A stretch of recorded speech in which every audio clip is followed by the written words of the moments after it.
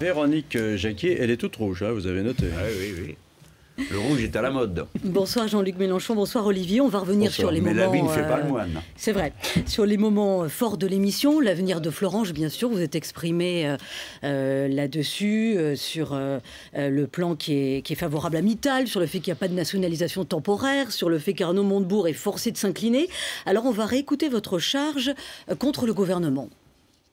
Le gouvernement, quand il parle de nationalisation, il ment à quel moment ? Au moment où il le propose ou au moment où il dit que c'est seulement dans certaines circonstances? Alors, justement... Le gouvernement, il ment quand il dit qu'il y a un repreneur ou quand il dit qu'il n'y en avait aucun de sérieux? Parce que tout ça, c'est une équipe. On ne peut pas prendre Montebourg comme tête à claque et ménager le brave monsieur Hérault, qui est quand même le tireur de ficelle de toute cette histoire. Alors vous n'avez pas franchement répondu à la question que nous attendons tous, à savoir Arnaud Montebourg doit-il démissionner? Mais vous posez-vous la question, vous êtes des analystes, des observateurs, des commentateurs. Moi, c'est pas mon sujet, ça m'est complètement égal. Mais à sa place, vous feriez quoi? Mais je suis pas à sa place. Moi, j'ai réussi à faire en sorte de ne pas être à sa place. C'est tout le sujet. Mais alors, qu'est-ce que vous lui dites? Je qu'il lui est un dis à petit peu lui dans comme la aux nasse autres, par rapport à un Jean-Marc Ayrault. soyez vous-même. Quand vous avez une idée, assumez-la jusqu'au bout. Parfois, il faut être un peu seul pour la défendre. Mais maintenant, il a fait son expérience. Bon, il pense qu'il peut toujours être utile à l'intérieur de l'équipe. Bah, il voit bien que c'est lui qui est en train de se faire dévorer de l'intérieur. Le Premier ministre a eu des mots qui sont incroyables à son sujet. Il a dit, des fois, il faut hausser le ton. Et Montebourg l'a fait. Donc, Montebourg est l'aboyeur, quoi. Il hausse le ton à la place de Jean-Marc Ayrault, qui, lui, vient pour le baisser, pour baisser le ton. Tout ça est incroyable. On n'a jamais vu une équipe se comporter de cette manière. Je le redis. Quand M. Montebourg s'exprimait, est-ce qu'il s'exprimait à titre personnel ou au nom du gouvernement? Quand on est membre d'un gouvernement, on s'exprime au nom du gouvernement. Il a dit qu'il y avait un repreneur. Le Premier ministre, Jean-Marc Ayrault, dit qu'il n'y en avait pas de sérieux. Il a dit qu'il allait nationaliser. Le Premier ministre dit que ça ne s'applique pas au cas précis. Quand est-ce qu'ils nous ont menti? Avant ou après? J'ai le droit de poser la question. Je la pose. Et surtout, je la pose par rapport à la suite. Il ne faut pas avoir confiance. Donc, la surveillance de cet accord, entre guillemets, ne doit pas dépendre seulement des relations entre le gouvernement et M. Mittal. Il faut que les syndicats soient là, parce que c'est à eux de négocier le contenu de l'accord, pas au gouvernement. Oui, mais Jean-Pierre Chevènement disait à un ministre, ça ferme sa gueule ou ça démissionne. Vous avez un positionnement là-dessus quand même, justement, avec ce qui se passe en ce moment pour Arnaud Montebourg. Mais moi, moi, j'ai pas de Alors, gueule. vous lui conseillez quoi? De continuer à aboyer, mais en même temps, plus personne ne le prend au sérieux? Montebourg, nous l'userons jusqu'à la corde, comme Ayrault l'use de son côté. C'est-à-dire que nous, il nous sert, à chaque fois qu'il y a une lutte, lui, il est là. Et du moment qu'il est là, comme ministre, on parle de cette affaire et elle prend de l'importance et tout le monde regarde et on peut comme ça entendre les points de vue différents sur les sujets. Par conséquent, il nous est très utile. Maintenant, est-ce qu'il sert à quelque chose du point de vue de la conduite de la politique de la France? C'est une autre question, c'est pas la mienne. Moi, je ne suis pas d'accord avec la façon dont ce gouvernement est mené. Ne me demandez pas d'aller traiter cas par cas, c'est pas mon sujet. Je suis sûr que Montebourg doit être très malheureux aujourd'hui, mais c'est son affaire, c'est quand même lui qui s'est mis là tout seul. Hein. Puis il n'est pas obligé d'y être. Hein. Alors vous défendez une nouvelle doctrine, c'est l'écosocialisme. On n'avait pas l'habitude de vous entendre parler comme ça, on va vous réécouter. C'est donc pas une affaire de lifting idéologique que je propose. Attendez, est-ce que vous réalisez que la Banque mondiale elle-même est en train de calculer l'impact sur l'économie d'un réchauffement de 4 degrés de la température ambiante? Les amis, il faut quand même se réveiller. Et donc, nous allons au-devant d'un désastre. Alors, évidemment, l'humanité pourrait soit y survivre, soit s'adapter, soit disparaître. Mais ça part déjà de cette idée qu'il y a un impératif qui s'impose à nous.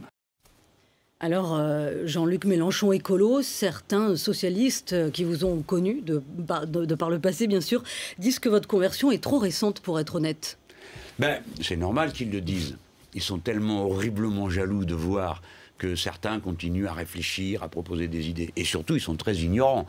Car les premiers textes que j'ai écrits sur le sujet datent de 1992. Et quand je dis qu'ils sont ignorants, si je peux me permettre de le leur dire, c'est que ce n'étaient pas des textes dans un coin, ou bien un livre, on peut dire « Ah ben, il a écrit ça dans un livre, on ne l'a pas lu ». J'ai écrit des choses dans un livre en 1991, je ne leur en veux pas de ne pas l'avoir lu. Mais en 1992, c'était un texte déposé au vote des adhérents. 1992. Bon, ça va, quoi. Il me semble que le délai est suffisant pour qu'on admette que j'ai fait un long parcours avec... bon, la dernière fois que j'ai parlé de planification écologique, c'était au congrès de Reims.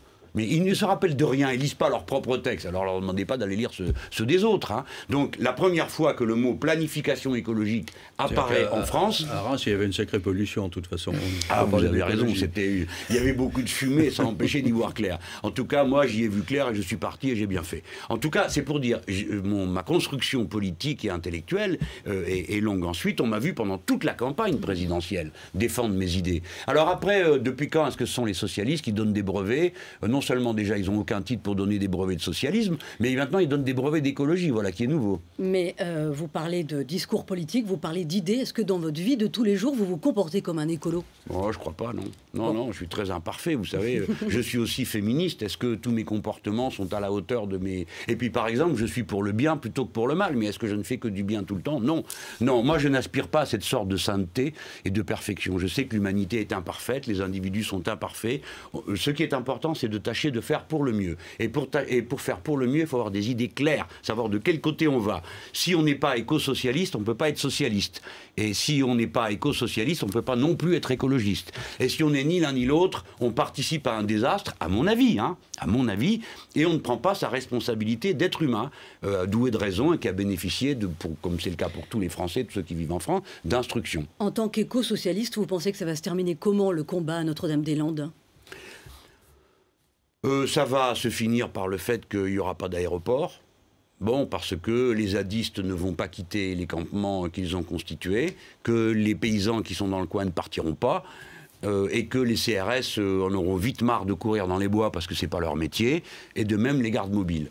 Par conséquent, tout ça, par épuisement, va produire un accord. Là, il y a déjà 6 mois de gagné. Vous croyez que le gouvernement ne pourra pas faire entendre son autorité? C'est pas de l'autorité, ça, là qu'on constate, c'est de l'impuissance. On a envoyé 1500 gardes mobiles et CRS, et le résultat, c'est quoi? Les cabanes ont dû changer de 50 mètres. Les gens du coin sont remontés comme jamais, les élus sont allés s'enchaîner à la préfecture, et depuis, on a découvert toutes sortes de choses un peu étranges sur le contenu de ce dossier. Bon, vous savez, plein de gens ne s'étaient pas intéressés à cette histoire d'aéroport, on ne savait pas de quoi il s'agissait, j'en ai fait partie. Puis plein de gens maintenant s'y intéressent, regarde, mais qu'est-ce que c'est cette histoire? On se croirait revenu dans les années 60, construire n'importe où, n'importe quoi, n'importe comment. Bon, non, c'est fini tout ça. C'est la vieille gauche archaïque qui va bientôt manger son chapeau. Alors, en parlant de gauche, 100 députés socialistes lancent un appel en faveur du mariage homosexuel et de la procréation médicale assistée. Est-ce que vous partagez ce combat sur la procréation médicale assistée? Oui, c'est la position de mon parti. Ce sont des questions très difficiles à manier parce que elles confrontent des registres philosophiques, parfois religieux, souvent d'ailleurs religieux pour beaucoup, et puis des questions plus pratiques auxquelles, quelle que soit sa conviction philosophique ou religieuse, on est obligé de s'intéresser sur le droit de la filiation. Parce que l'argument dans l'appel de ces 100 députés, c'est que les femmes qui veulent un enfant peuvent le faire sans connaître le père biologique. D'où le fait qu'on met sur le même plan la PMA. Est-ce que c'est pas un peu tiré par les cheveux? Ça pose des problèmes de fond. Je ne crois pas que ce soit tiré par les cheveux. C'est un point de vue. Vous savez, on est en train de découvrir... Autrefois, on est en train de découvrir la nouveauté de notre grande et profonde liberté humaine. Et ça pose toutes sortes de problèmes. Avant, c'était simple. Il y a 10 générations de ça, il y avait les hommes, les femmes... Vous avez des enfants, la religion organisait tout ça. Bon. Puis après, il y a eu l'état civil. Puis après, on a permis le divorce, qui était quand même quelque chose d'inacceptable pour ceux qui disaient, mais c'est un sacrement, le mariage. Et puis après. Bref, à chaque fois qu'a-t-on posé la liberté et le fait qu'une aptitude n'était pas un destin. Que le fait que les femmes, de par leur corps, soient aptes à engendrer, ne devait pas pour autant être un destin pour elles. C'est comme ça qu'est venue l'acceptation de la liberté de la contraception et de l'avortement. À chaque fois qu'on arrive sur une nouvelle frontière, on est un peu hébété, sidéré, vous voyez. Maintenant, si la PMA, ça doit vouloir dire les mères porteuses, alors la réponse c'est non. Dernière question. Vous m'avez bien entendu. C'est oui. la seule difficulté qu'il y a. La seule difficulté, c'est de dire la procréation médicalement assistée. Bon, bah, ça, c'est même pas discutable. Il faut trouver des arguments contre. Une femme veut avoir un enfant et elle en a l'aptitude. vous allez le lui refuser au nom de quoi, s'il vous plaît? Qu'elle n'est pas Non, mariée? mais là, c'était dans Voilà, le qui est cadre du nouveau. mariage homosexuel. Hein. J'ai compris. Oui. Donc, dans le cas, oui, donc c'est bien de ça dont on parle, Oui, du oui, mariage oui. homosexuel, Mm. pas de la procréation médicalement assistée, puisque ça, je considère que c'est un droit. La seule question qui se pose, c'est lorsqu'on parle du mariage homosexuel des hommes qui, à ce moment-là, voudraient avoir des enfants par procréation médicalement assistée, ça veut dire des mères porteuses. Alors là, ma réponse est non. Je serai toujours en désaccord absolu avec l'idée de transformer les corps des femmes en instruments de production. Voilà. Merci, Il faudra Jean-Luc. donc adopter des enfants. Il y aura 2 cas différents. Ben oui, il y a des cas différents. Qu'est-ce que vous voulez? Merci Véronique, merci Jean-Luc Mélenchon d'avoir été avec nous ce soir. Cette émission, vous pourrez la regarder de nouveau à 22h si vous le souhaitez sur BFM Business. Très bonne soirée à tous. Dans un instant, le journal de 20h vous sera présenté par Marc Hautement.